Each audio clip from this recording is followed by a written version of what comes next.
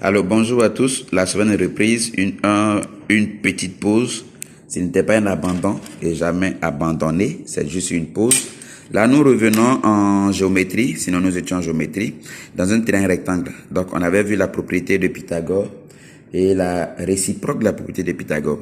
Là dans le même terrain rectangle, nous allons voir la propriété métrique déduite de l'aire. En géométrie, on est d'accord, il faut toujours une configuration. Donc ici également on a une configuration. La configuration c'est la suivante. Il faut un triangle rectangle, d'accord, donc soit le triangle ABC rectangle en C. Et il faut ce qu'on appelle un projeté orthogonal, d'accord, de l'angle droit, du point qui a l'angle droit. Donc le projeté orthogonal de C. Donc le projeté orthogonal c'est quoi? C'est faire une droite de telle sorte que la droite soit perpendiculaire à AB. Donc le sommet étant C. Quand on fait une droite perpendiculaire à AB, là ça s'appelle le projeté orthogonal qu'on appelait D. Donc D est le projeté orthogonal de C sur AB. Alors, AB fois AC égale à BC fois AC plutôt égale à AB fois DC.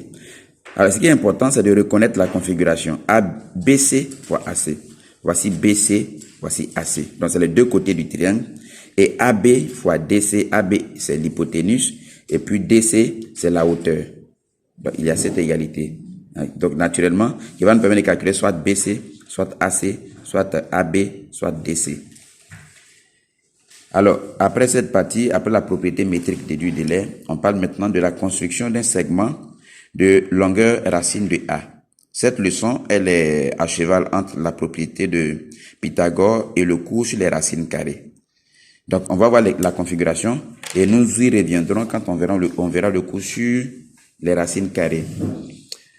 Alors, lorsqu'on vous demande de construire un segment de longueur racine de A, le nombre A qui est sous la racine est très importante, il faut d'abord pouvoir décomposer ce nombre-là comme étant la somme de deux nombres ou alors comme étant la différence de deux nombres. D'accord?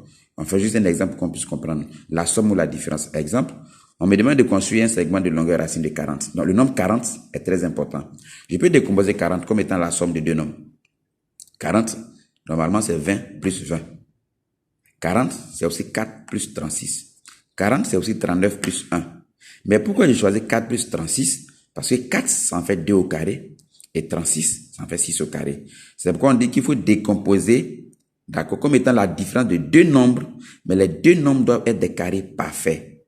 Ça veut dire un nombre à carré parfait, c'est un nombre dont on peut trouver un autre nombre au carré qui donne ce nombre. Par exemple, 4, là, 2 au carré. Mais si je dis 40, c'est égal à 20 plus 20. Alors 20, quel nombre au carré donne 20? Donc 20, c'est pas un carré parfait. D'accord? Donc ça ne marche pas. Je choisis des nombres à carré parfait. Vous allez me dire, oui, comment on fait? Mais il faut chercher. Il faut chercher, faire toutes les décompositions possibles et tous les carrés parfaits. D'accord? Et donc, comme j'ai 40 qui est égal à 4 plus 36, or 4, c'est 2 au carré, 36, c'est 6 au carré. Alors, comment ça se fait? Ce qui veut dire quoi? Racine 40 est l'hypoténuse d'un triangle rectangle dont les deux côtés sont 2 cm et 6 cm. Parce qu'on suppose qu'ici, l'unité, c'est le centimètre. D'accord? Vous vous rappelez la propriété de Pythagore qui dit l'hypoténuse au carré est égale à l'autre côté au carré plus l'autre côté au carré. Donc, en fait, si je fais l'autre côté au carré plus l'autre côté au carré, ça doit me donner, d'accord? Ça doit me donner quoi? L'hypoténuse au carré. C'est pourquoi on a dit que racine de 40, c'est l'hypoténuse. Dans la pratique, comment ça se construit? Puisque constamment, il y a ce qu'on appelle un programme de construction. Ça veut dire qu'est-ce qu'on fait?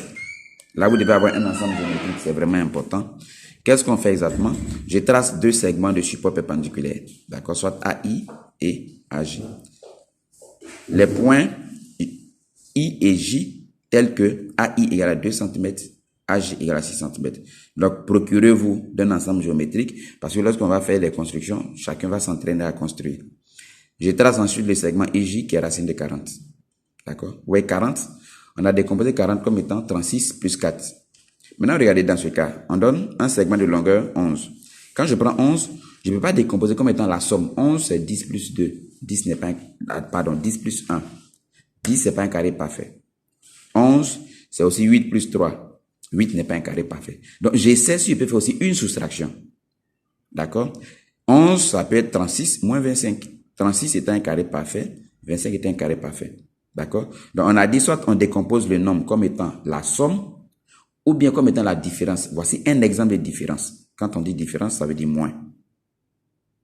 D'accord? Donc, j'ai fait la décomposition là. Et dans ce cas, on va aussi faire un programme de construction. Mais le programme de construction, on va le faire après avoir vu le cours sur les racines carrées. Donc, on y reviendra quand on verra les cours sur les racines carrées. Et le cours sera mis dans le groupe, évidemment. Alors, donc, là, on passe maintenant au point 5, qui est le point des cosinus, sinus et tangentes. Ici, pour en sortir simplement, dans un triangle rectangle, il faut reconnaître ce qu'on appelle un côté opposé, un côté adjacent, et puis ce qu'on appelle l'hypoténuse. Alors, si le triangle est rectangle là déjà, le plus long côté, c'est l'hypoténuse. Donc là, il n'y a pas d'ambiguïté, on ne peut pas confondre l'hypoténuse, c'est le plus long côté. Il va donc rester deux côtés. Les deux côtés sont soit opposés ou adjacents. Pourquoi? Parce que cet angle-là, cet angle a un côté opposé et un côté adjacent, qui n'est pas forcément le côté opposé et le côté adjacent de cet angle. Donc, pour définir un côté opposé et un côté adjacent, il faut être en relation avec un angle donné. Donc, pour cet angle qui est en rouge, vous voyez que l'angle rouge, qui est en rouge, que j'ai mis en rouge là, a un côté juste qui est dans l'angle. Donc, ce côté, on l'appelle le côté adjacent. Mais le côté qui est juste devant, qui n'a rien à voir avec l'angle, ça s'appelle le côté opposé. Si je prends l'angle qui est en bleu, donc voici le côté aussi qui est à côté de l'angle. Donc, le côté qui est opposé, c'est le côté opposé. Donc, si je dois calculer le sinus d'un angle, je prends le côté opposé de cet angle que je divise par l'hypoténuse. Si je dois calculer le cosinus, je prends le côté adjacent que je divise par l'hypoténuse. Si je dois calculer la tangente, ça suppose que soit je connais le sinus et le cosinus, donc j'utilise les sinus et les cosinus. Ça fait sinus divisé par cosinus. Si je ne les connais pas, que je connais le côté opposé et le côté adjacent, je fais donc le côté opposé sur le côté adjacent. Donc, des formules à mémoriser, d'accord? Et ici, écoutez plusieurs fois la vidéo pour pouvoir identifier le côté opposé et le côté adjacent dans un terrain rectangle, à partir d'un angle donné. L'hypoténuse, il n'y a pas de problème. Alors, il existe certaines égalités avec les angles. Quand deux angles sont complémentaires, voilà la première leçon de géométrie, j'ai défini ce que deux angles complémentaires. Quand deux angles sont complémentaires, le sinus de l'un est égal au cosinus de l'autre. D'accord, c'est à savoir. Ensuite, pour un angle donné, si tu additionnes son cosinus carré et son sinus carré, tu trouves 1. Donc, cosinus carré plus sinus carré est égal à 1. Il est important de noter, pour le coup, de l'écouter, de noter et de pouvoir être capable d'expliquer à quelqu'un. D'accord? La prochaine séance, ce n'est pas la prochaine séance, les exercices seront mis dans le groupe d'ici quelques heures. D'accord? Donc, d'abord, vous lisez la vidéo, vous l'écoutez, vous la recopiez, et puis en plus, sinon ensuite, on fera des applications.